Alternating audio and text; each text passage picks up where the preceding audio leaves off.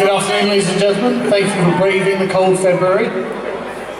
So, one of the narratives that I hear about Tommy Robinson coming from the media is that Tommy is not a political prisoner. And that is obviously false. Because we are ruled by communists. And we know this because Rachel Reeves put up a picture of a communist in her office. Keir Starmer was a Trotskyist in his youth, and his opinion on things has not changed. And to the communists, everything is political.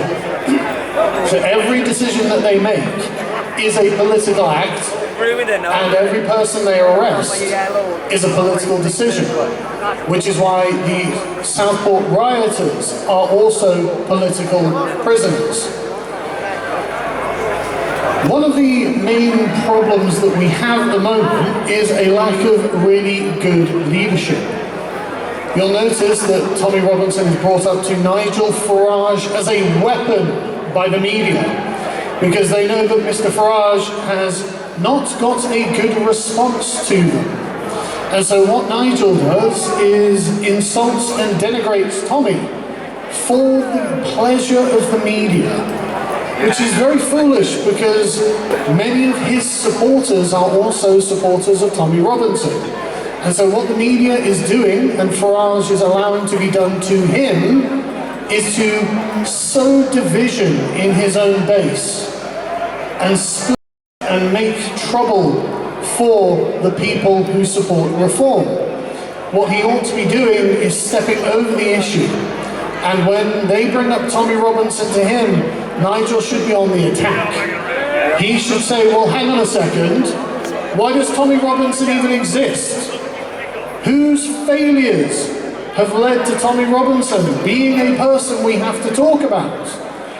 If it wasn't for the fact that the rape gangs had been covered up by the media, by the politicians, by the councils, by the police, if it wasn't for these people all being complicit, looking whoever who's interviewing him dead in the eye and accusing them too, Tommy Robinson would not be here with us.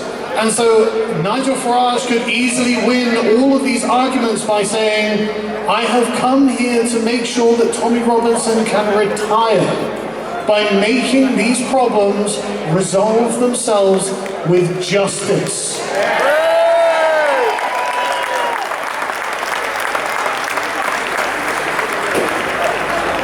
Fortunately, Nigel does have good people around him. I've noticed that even Lee Anderson has been speaking quite stridently recently, but I'd like to give a big shout out to Rupert Lowe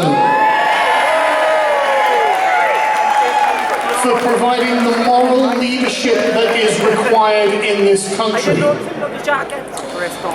And one last thing that really I do find frustrating is the lack of attack on every single one of their narratives.